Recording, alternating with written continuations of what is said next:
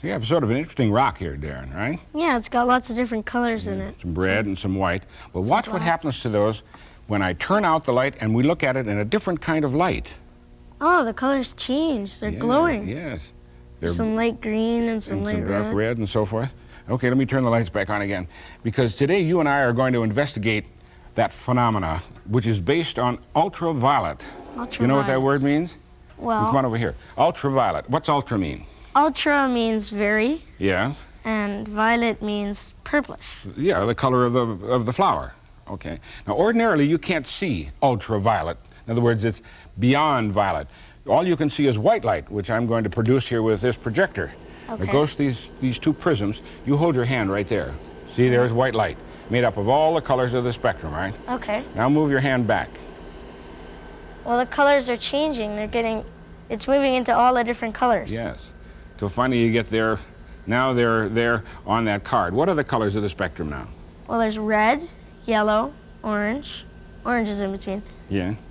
Goes from yellow to green to blue to purple. And violet. Violet. Violet, right. Now notice there's a piece of paper here. Mm-hmm. See that I'm sitting right here? Yes. Notice that you can't see any light right here. No, the ultraviolet, I can't see anything. the violet is stopped right there. Mm-hmm. But there's the ultraviolet. So put your finger right on top of that section right there. And I'll go turn out the lights, and you watch what happens right there. All right.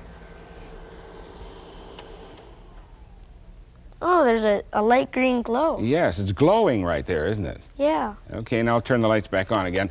And now you've seen the ultraviolet that you can't see change to a sort of glowing that you can see. All right. And that's what you and I are going to be playing with today. Okay. Changing ultraviolet into something we can see. Wait here, let me get my projector here first. Now, because ultraviolet could be sort of dangerous if you look at it directly, I think it'd be a good idea if you put on these safety glasses. All right. Now, would you give me your finger, please? Okay. Here's some sort of cream. Cream. Putting cream on. Yes, I'm going to put some cream on your finger like that. And then here's some liquid. And I'm going to put some liquid on your other finger like that. All right. Just remember what I did there now. Then you see what else I have here? Here's some soap. Looks like laundry soap. Yes, it is. And some files. Two different kinds, but Yeah, they're different, smaller. Here. Price tags and some And stamps. a stamp. A candy dish, sort of. Some paper. It's wrapping paper and green liquid. And here. Looks just like a piece of paper with some sort of spots on it. Yeah, that's right. That's exactly what it is. And then here. Looks like a couple of rocks. A couple of rocks. There's the one we saw in the beginning, right? Okay. Now I'm going to turn the lights out, and I'll bring the ultraviolet over here. And these materials I've chosen because they convert the ultraviolet that you can't see into a light that you can see. Oh, I see. So right now you can't see them. Well, you can see them, but you see only what you see in normal light. Okay. But they're going to now look entirely different when we put them under ultraviolet. So are you ready? Okay, first of all, I get my ultraviolet light and turn out the lights. Put your hand up there now. Oh, it's glowing. Yes. That This one's was sort the of a light makeup. blue. So that this is how they do clowns and skeletons in the dark. Yeah. Okay, that was the makeup. And here is this liquid that I put on. Oh, it's glowing really Yes. bright. In fact, this is the liquid that they use for stamps. Oh, I see. You know, haven't you done that when you go to An amusement park? Amusement park, yes. Yeah, I've had that done, and And look at my fingers where I put the makeup on you. oh, wow. Okay, then, this is the soap. Oh, I see it. It really gets bright. Haven't you read on the side of the package where they have brighteners in it? Oh, I see. Yeah, So well, it makes your clothes brighter. Well, it sort of makes them look brighter. Actually, what happens is it converts some of the ultraviolet that you can't see into a light that you can see, so it makes it look brighter. I see. Now, there are the two files. Oh, well, one of them's glowing and the other isn't. Well, sometimes when people make things, they use materials that glow, and it's not particularly important, the glowing feature, but they glow anyway. They didn't do that on purpose. Well, they made this file handle, and incidentally, some of the materials in it glowed. Oh, okay. How about these? Oh, they're all glowing. The stamps are sort of greenish. Yes. And these are nice and bright. Yeah, they do these so that they can be read with optical readers. Oh, I see. Look at the candy dish. Oh, that's really glowing, isn't it? Now, this is because of some of the materials that they used when they made the glass that makes it fluoresce, this is called, by the way. Change from ultraviolet to a visible light. All right. Here's the wrapping paper. The wrapping paper, that gets bright as well. Real bright, yes. And see the liquid? Uh-huh. Well, this is a special liquid that scientists use. They can put little traces of this in liquids, and then they can follow it under ultraviolet light to trace paths and things like that. Oh, I see. Now, you remember that drawing that you were saying looked like just nothing? Yeah. Well, it's actually a piece of modern art done by one of the kids in the neighborhood. Is that like nice? Isn't that nice? It's pretty. You can see that. It's nicer than it looked before. Yeah, and they can make fluorescent paints. Yeah. Put the material in the paint, and when you put it in, you've probably seen shows in theaters, haven't you, in which they use this fluorescent light? I have. Yes. Okay, now let's get a little more serious, because here's how scientists use it.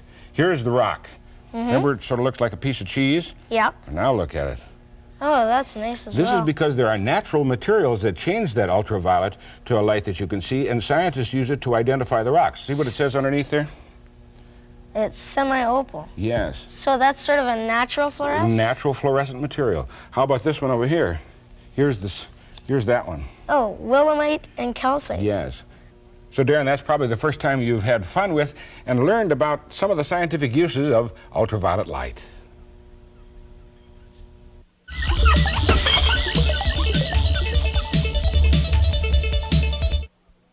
Cool. See that bottle with a balloon blown up inside of it? Yeah. Okay.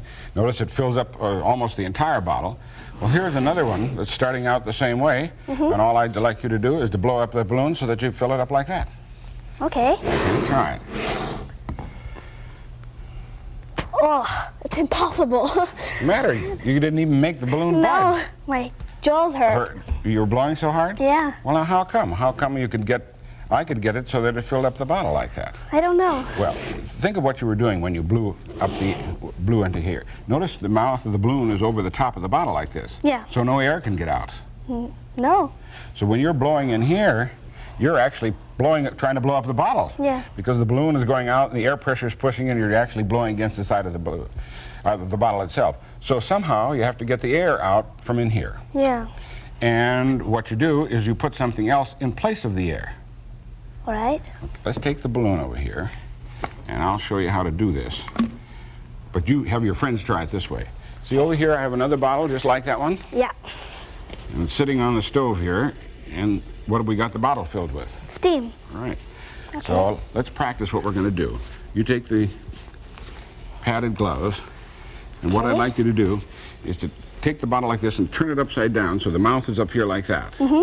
And I'll be standing by with the balloon, and I'll put it over the mouth of the bottle.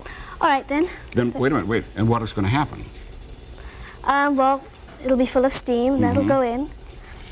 I don't really know. Well, then, first of all, the bottle is hot, so that's why you have put the gloves on. Yeah. As the bottle cools off, the steam has to be at 100 degrees Celsius, 212 degrees Fahrenheit, right? Right. Okay, but it's now going to cool off in the room.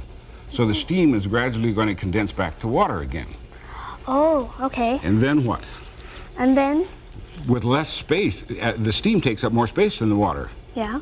Okay, so that as it now condenses back to water, there's going to be a partial vacuum in there. And the outside air pressure coming in through the hole in the balloon is going to actually blow the balloon up for us. Really? Yeah. Okay. Are you ready? Yeah.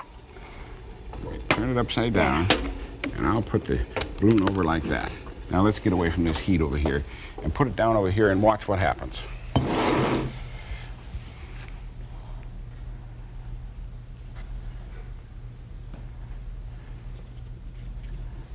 Bottle is still warm. Well, it's sinking. Aha. See, it's starting to go down. Yeah. Whoa. Watch the... Wow, it's blowing up. Yes. because the pressure is getting lower and lower inside here. Now take the gloves and we'll take it over to the sink and cool it off the rest of the way. Okay. So just set it down there and I'll sort of run water off and cool the whole thing off. In fact, I'll put water right in the balloon. Okay, I'm filling the balloon up with water. That'll cool off that part of it, and then we'll let the water run over the outside so it'll cool off the jar as well. Okay, so I'll be able to hold it. So you'll be able to hold it without the padded gloves on. Okay. But the important thing also is that we're cooling off the bottle so that as much of the steam as possible condenses back to water. Okay, now you should be able to touch it, I think. Isn't it warm? Yeah, it's okay. Oh yeah, it's fine. So, turn it over and just dump everything out. Okay. Sure is blown up.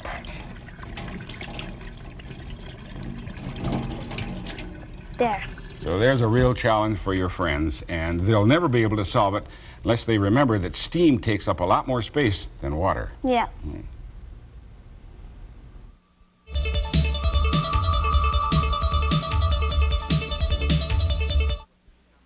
In trying to guess what this common mystery object is, you may think it looks like a slice of pizza, but it's really a magnified view of a collection of semi-precious stones called garnets, which are often red but can be almost any color. Larger pieces have been made into jewelry since ancient times. The tiny pieces are hard and have relatively sharp corners. That's why they're embedded in glue to make sandpaper.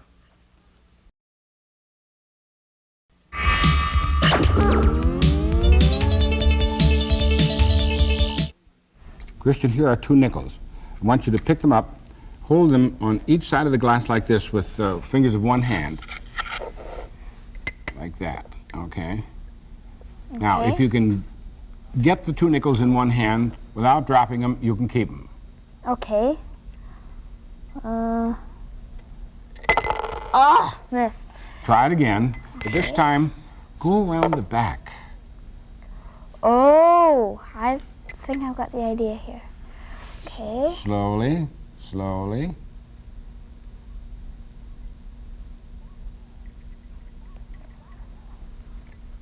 Got him. Aha, you're 10 cents richer. Congratulations. Thank you.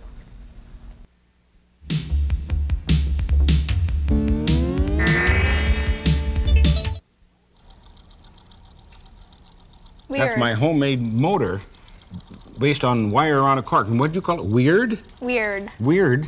Doesn't look weird. It looks like an ordinary Neat. motor to me. Doesn't look like it's...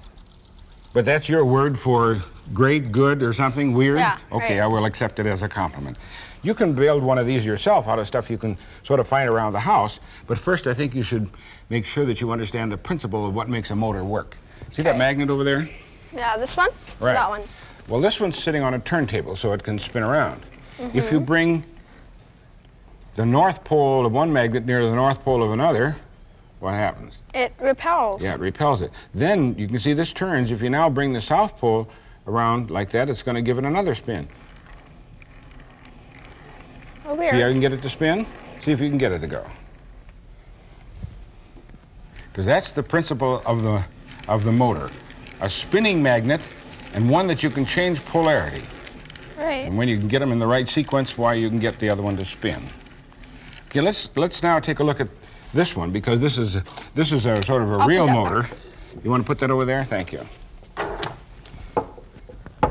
This time, the current's going to come through here through my power supply and go through there. What will that make that into? That'll make it into an electromagnet because, like, there's a lot of coil of wires, and when an electrical current goes through lots of coils of wire, then it makes it into an electromagnet. Not only that, but see how this is curved around out here? The magnetism is going to come up. This is all going to become a magnet, and so is that. Oh, neat. Then here, I'm going to use my paintbrush as a pointer because the important part is going to be kind of hard for you to see, and I want you to be able to see it. First of all, the easy one, where is the magnets that spin? Right, on there. Yeah, they're electromagnets too, because there are coils there, see? Right. Now, what does the word commuter mean, you know? It means like somebody that gets on a train and goes to work and then comes back again at Goes night. back and forth and back and forth. Yeah. Well, it's the same root of the word, but it's called a commutator in this case. The thing that reverses the polarity. And you see this right down in here, the shiny part right there? Mm-hmm. Okay, there's a little piece of metal that rides against that, so current can go through there to make this into electromagnet. Now watch. See it goes through a slot there? Okay, now now it's making contact with this, and that makes this into a magnet. Right. Then the next one comes around, there it went by the slot, and that makes, now you make this into a magnet. So that's reversing the polarity, and that's why it's called a commutator. Right. All we have to do is add a little current, And turn on. and away it goes. Oh, neat. Now see if you can find the important parts of a motor right here, because this is from an actual real motor, but I took it apart so that you could see the important parts. First of all, where's the spinning magnets? They're the ones that, like, yeah. Right those down ones, here, right? Yeah. Yeah, And then there there's they the are. coils of wire Right. for the Okay. electromagnet. Then here's the commutator in this case. See that little black thing right there? Mm-hmm. That's a carbon brush, a hunk of carbon. Current can come up through here, and now the carbon touches this part right here. Current can come up on the other side and touch that one over there. So that's how the current is reversed as this spins. Oh, neat. See? What's missing? The stationary magnet. Okay, The one that. there's one right there. I'll turn on the current. You hold this magnet up above. Oh, weird. Like you can feel the electricity. Will it work on the south side? Try it. Oh, weird. It goes the other way. Here. Okay. Now that you know all the important parts of a motor, come on around over here and see if you can just figure out how to build one of your own. Okay. First of all, you need the stationary magnet. That's down the there. round magnet down below here, right? Right. Okay. And then you need the electromagnet, like That's the ones that spins the spinning around. magnet, that's going to spin right there, Yeah. right? And then there's the source of Here's- electricity. right. And then here's the wires that come up. Right. And then What's I get missing? the commutator. Yes. Let me show you. This is a very clever thing that my friend Bud Wentz put together. See that wire down there? Mm-hmm. Well, part of it's dark. See how it's dark on one side? Mm-hmm. That's enamel, which works like an insulator.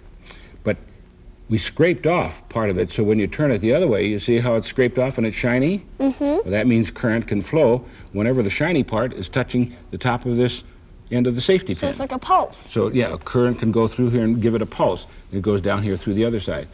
Then when it's like this, no current goes through. Then when it comes around again, current goes through. So that's the secret of this homemade motor. Connect it up. See if it'll actually go now. The other side is connected up. Yep. Go ahead. Give it a little. There you go. Neat. So you can make your own homemade motor with a permanent magnet, a cork, a coil of wire, a safety pin, and a battery. I'm gonna make one of those at home. Good.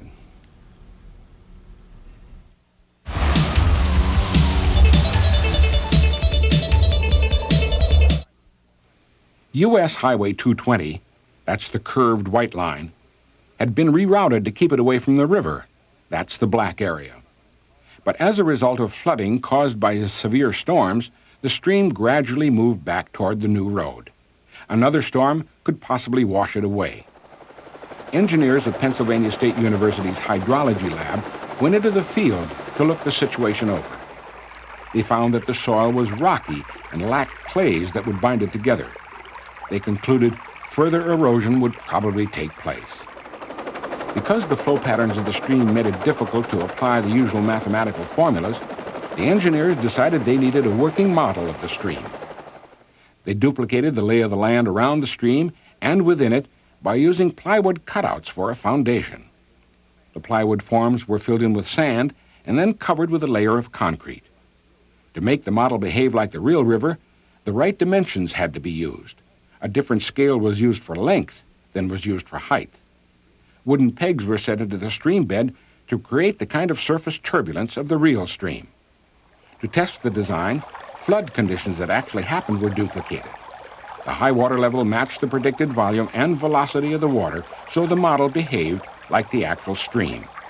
Now it could be used to test conditions that would be impossible to change in the field. Would a sandbar on the left shore return, even though the highway department had dredged out the sand? By using fine sand in the water, the model showed it would indeed build up again. By using sand and gravel on the right bank, the model showed engineers that the control measures built on the real creek would be washed away in the next flood. They experimented with dikes that would steer the main flow of the water away from the right bank and the highway. Confetti in the water helped make the flow patterns visible. It appeared that the dikes would also cause less sand to be deposited on the left bank. Dike models closer to the actual design were put in place and tested. Thus, the engineers at Pennsylvania State University's hydrology lab were able to answer many questions about the real stream because they had built and tested a scientifically accurate model.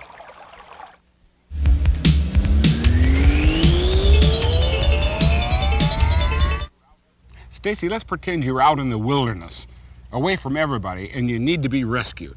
And somebody goes way over there on the other side of the mountain, and you'd like to signal them with a mirror. Okay. One way, of course, is to try to flash the light over there, because then they'd see you.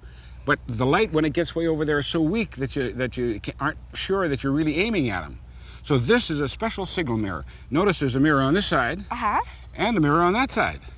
And there's a little hole in both mirrors. So that's going to help you line it up. Now here's what you do. All right. I'm going to line the mirror up so that I can look through the hole and see that bush over there. Yeah. Then the light coming through the mirror is also shining on my shirt right here, and I can see the little spot where the sun is coming through that. When I line that spot on my shirt with the hole in the mirror, I'm aiming right at the bush. See the bright light on the bush over there? Yeah. Okay, so you try it. All right. So look, first of all, look through the hole, and you don't have to hold it close. Look through the hole and see the bush. Now, where's the spot of light on you? It's right on my shirt. Okay, and move it so that you see the reflection of that spot of light. There, you got it.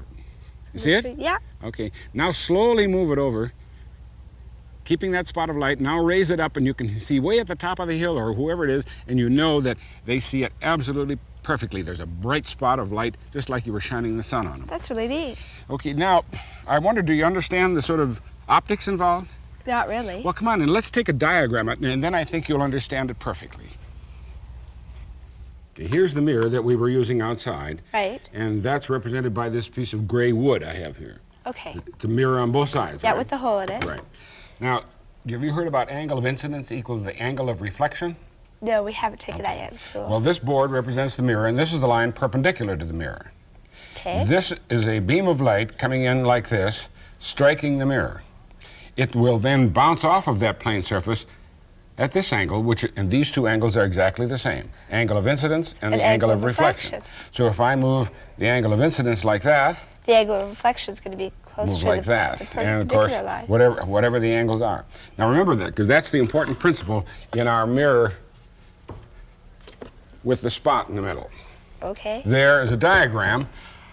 Crummy though it is, that's supposed to be the sun. Okay. What do you suppose that is? A bush or That's something? the bush, right. This, Is the mirror? see, on both sides, right? Right. That's your eye. Okay. Okay. What you're trying to do is to put the mirror up here and angle it so that the angle of incidence equals the angle of reflection, like that. Here's the angle of incidence, there's the angle of reflection, right? Right. And here's the line perpendicular to the mirror. Now, one of the lines going through the hole in the mirror we've already established, because you're looking directly at the bush. The angle of reflection? Okay, well, what we've that's the established? angle of reflection. That's what you want to be able to see. And then you remember the hole in the mirror, little spot of light on you? Right. And what did I tell you to do? To line up the spot with the hole in the mirror. Okay, the minute you can see the spot reflected from the front surface of the glass in the mirror to your eye, what do you know about these two angles? That these two angles equal the same as these two angles? Right. So with this one common line, this line must be the same as that. This line must be the same as this line.